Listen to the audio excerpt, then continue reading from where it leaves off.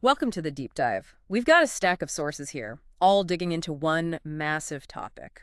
Leadership. Hmm. What is it? How does it actually work? And, how can understanding it give you a bit of an edge? Yeah, that's the goal. So, our mission in this deep dive is, well, to cut through the noise, pull out the key insights from all this material.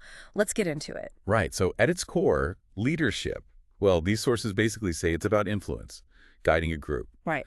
towards goals, often getting people to chip in more than just the bare minimum. And a really crucial insight that jumps out is that leadership needs followership. Seems obvious, but It is. You simply can't lead if nobody follows you. That's fundamental. And people have been trying to figure out why some people follow, what makes a leader tick, for ages.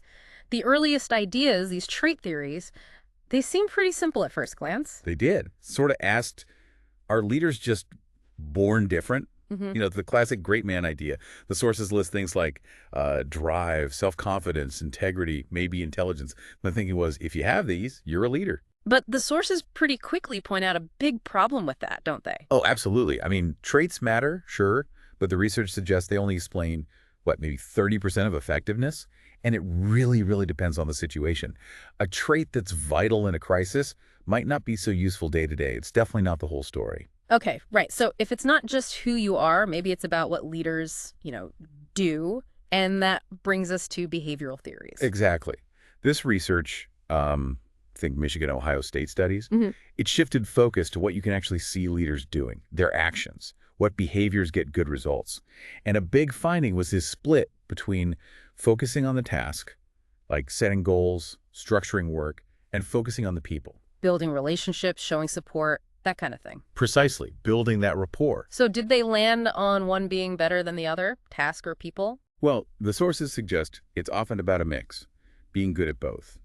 There are models like the managerial grid that show this mapping concern for production against concern for people. The real insight seems to be that getting top performance and having a motivated team often means paying close attention to both sides. Hmm. You see leaders who plan well and genuinely look out for their team. That feels, I don't know, much more actionable than just a list of traits.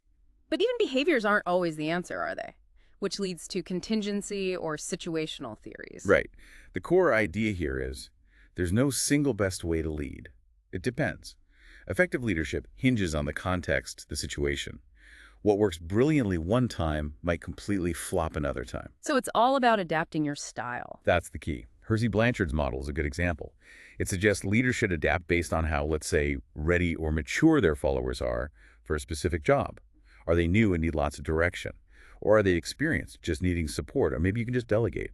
That tells you the right leadership approach for that moment. It's dynamic. That has huge implications. You might lead different people on the very same team quite differently. Moving on to more modern ideas, the sources talk about transactional versus transformational leadership. Right. Transactional is sort of the foundation. It's about exchange. You do this, you get that reward, or avoid that punishment. Think clear goals, performance reviews, maybe bonuses. It's good for managing the day-to-day stuff. Keeps things running. But transformational leadership, Yeah. that sounds like it goes deeper. It really does. The insight there is about inspiring people, getting commitment that goes beyond just, self-interest. It's about a shared vision. Key parts are things like being a role model people trust, painting a compelling picture of the future, encouraging new ideas, and really caring about individuals' development. Right. This is the kind of leadership that drives big changes or builds really strong company cultures. Yeah, like a leader who gets the team fired up, not just for the sales target, but because they actually believe in what the company's doing.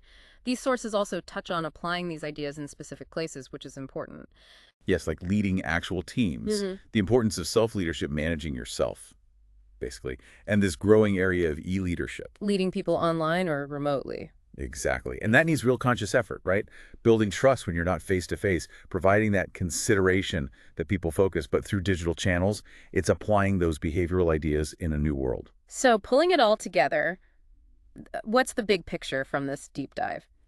It seems leadership isn't just one thing. It's a complex mix, part personality, part action, and a huge part adapting to the situation and the people involved. Yeah, it's an interplay. Traits, behaviors, and that crucial situational awareness. It's not just the title on the door. It's about influence, inspiring people, practical guidance, whether you're in the office or online. We've really just scratched the surface of these rich sources, from the classic ideas to how they play out today.